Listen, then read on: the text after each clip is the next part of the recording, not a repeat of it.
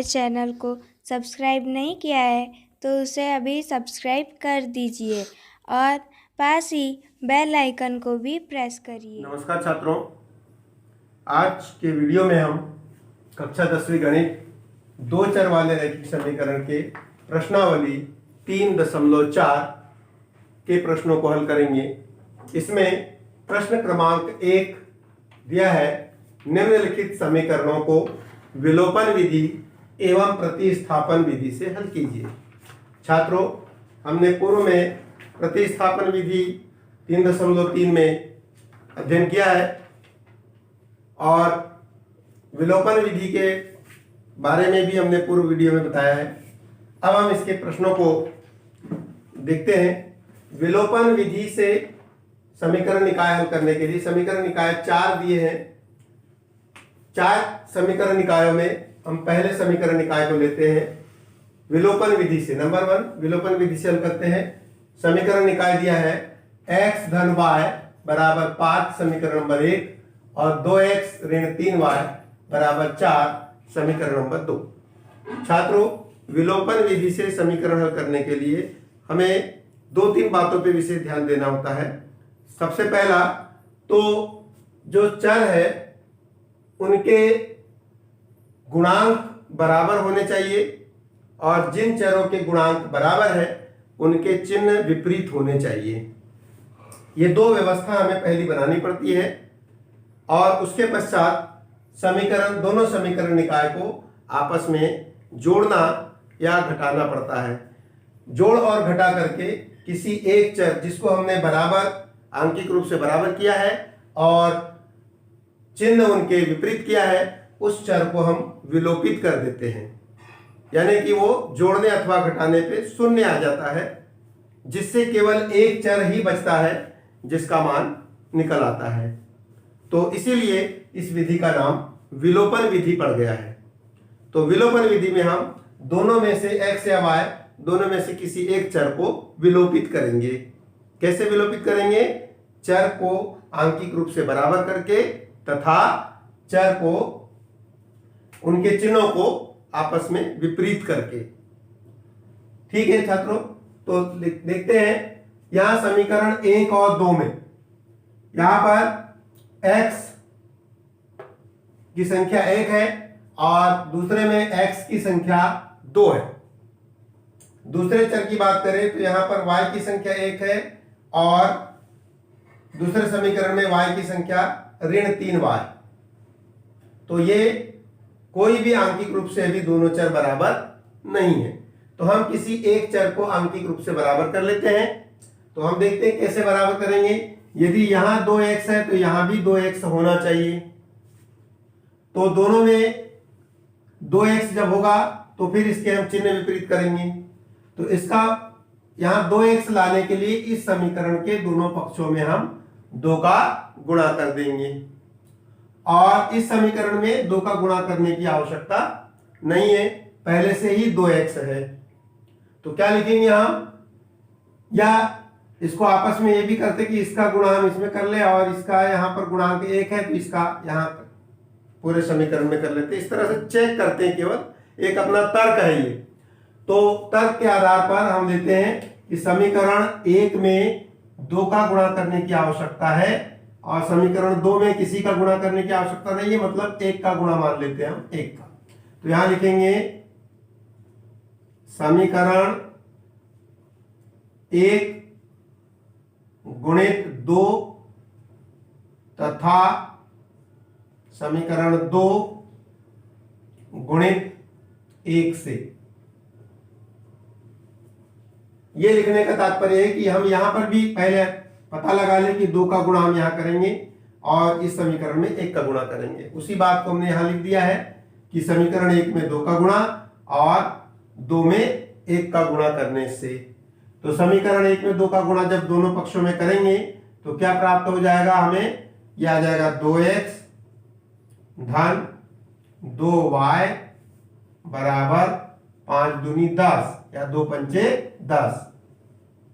दूसरे समीकरण में 1 का गुणा करेंगे, मतलब कोई परिवर्तन नहीं होगा।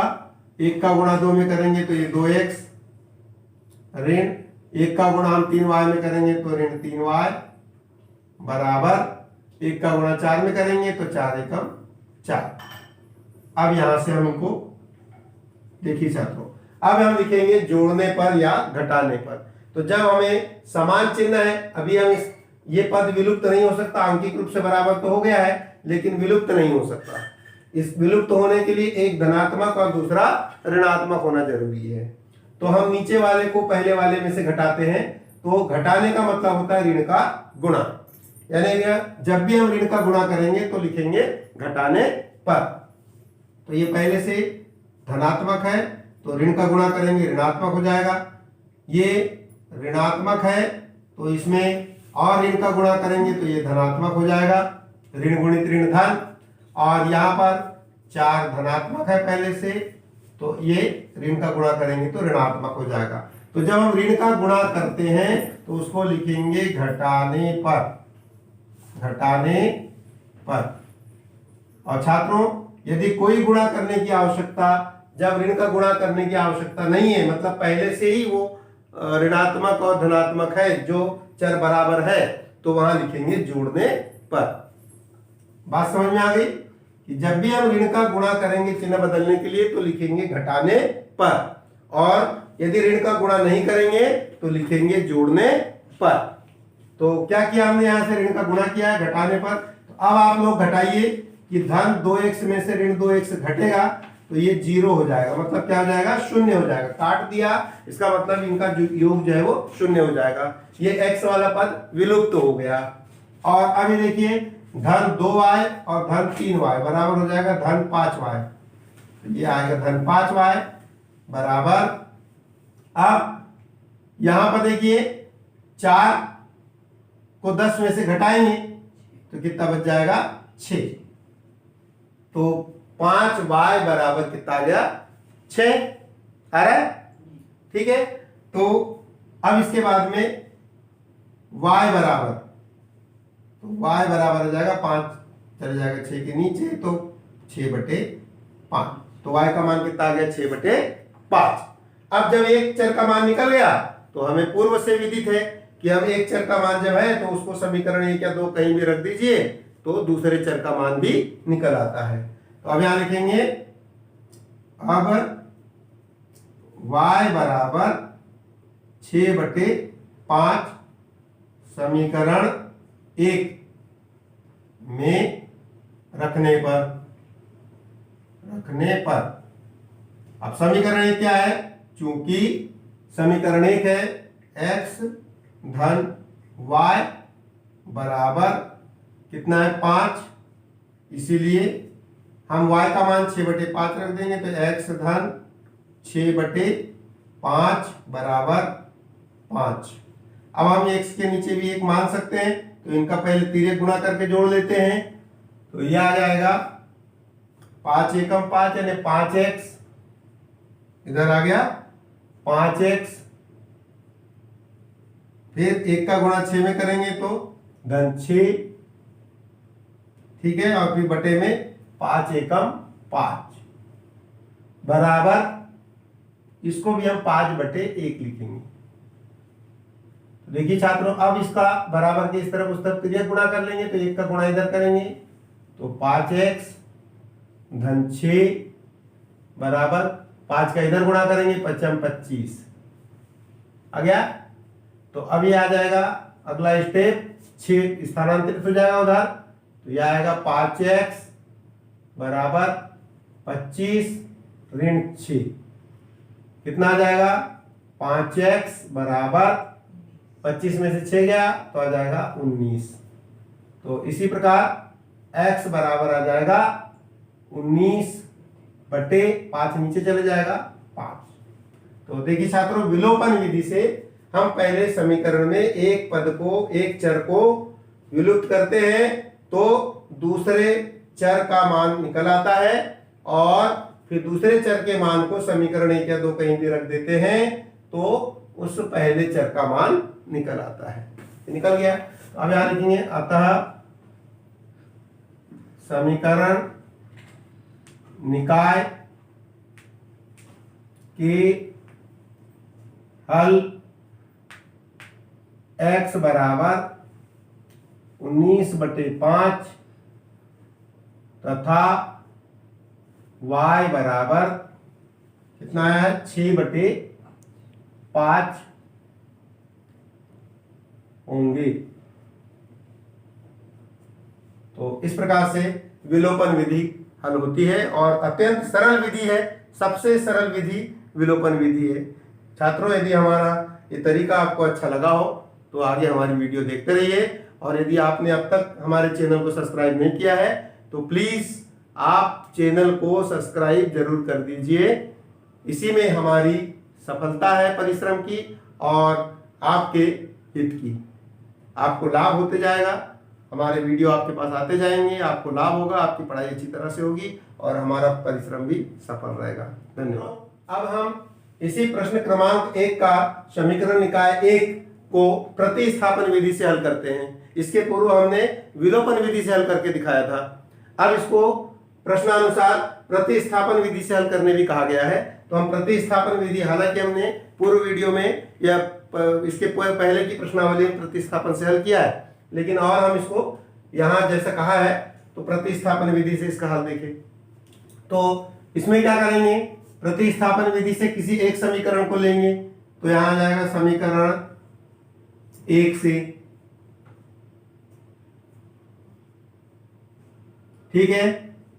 तो समीकरण 1 है, क्योंकि x धन y बराबर 5, तो इसको हम इसीलिए x बराबर 5 ऋण y। अब x बराबर 5 ऋण y समीकरण 2 में रख देते हैं। 2 में रखने पर समीकरण 2 में रखते हैं। समीकरण 2 है, क्योंकि 2x ऋण 3y बराबर 4, इसीलिए x का मान रखेंगे तो 2 बाहर है और ये x की जगह पर आ जाएगा 5 ऋण y, फिर ऋण 3y बराबर 4। ये आ जाएगा, इसका हम अंदर गुणा कर देंगे 2 का, तो ये आ जाएगा 10 ऋण 2y ऋण 3y बराबर 4। अब क्या आएगा, ये ऋण 2y और 3y जुड़ करके ऋण 5y हो गया। ऋण 5y बराबर ये 10 इधर स्थानांतरित हो जाएगा, तो ये आ जाएगा 4 ऋण 10, ठीक है। तो इसके आगे आ जाएगा इसके आगे ये 5 जो है इसको घटा करके 5 नीचे चला जाएगा, तो y बराबर आ जाएगा ऋण 6 बटे ऋण 5, ठीक है। ऋण से ऋण कट गया तो y का मान आ गया 6/5। अब y बराबर 6/5 समीकरण नंबर 1 में रखने पर तो क्या जाएगा, समीकरण नंबर 1 है हमारे पास x धन 5 बराबर, समीकरण नंबर 1 है x धन y बराबर 5, इसीलिए x धन y का मान है 6/5 बराबर 5। अब इसका हम तिर्यक गुणा करके इसको जोड़ देते हैं, तो 5x धन, यहाँ नीचे में 1 है, 1 का गुणा 6 में करेंगे तो 6/5 एकम 5 बराबर 5/1। 1 का इधर तिर्यक गुणा कर लिया हमने, यह आ गया 5x धन 6, और इसका इधर गुणा करेंगे बराबर में तो 25, 6 को स्थानांतरित कर देंगे तो 5x बराबर 25 ऋण 6, ठीक है। तो कितना आ गया है, 5x बराबर यह आ जाएगा 19, तो x बराबर आ गया 19/5, नीचे चला जाएगा बटे 5। अतः समीकरण निकाय के हल, अतः समीकरण निकाय के हल x बराबर 19/5 तथा y बराबर 6/5 होगा या होंगे। तो देखिए दोनों ही विधि में समीकरण निकाय के हल x और y के मान समान आते हैं। अब इनमें हम ये देखेंगे कौन सी विधि ज्यादा सरल है, तो हमें विलोपन विधि ज्यादा सरल उचित लगती है, जिसका हम ज्यादातर उपयोग करते हैं। ठीक है, तो छात्रों और ये हुआ समीकरण 1 के पहले समीकरण निकाय का विलोपन विधि और प्रतिस्थापन विधि से हल। धन्यवाद।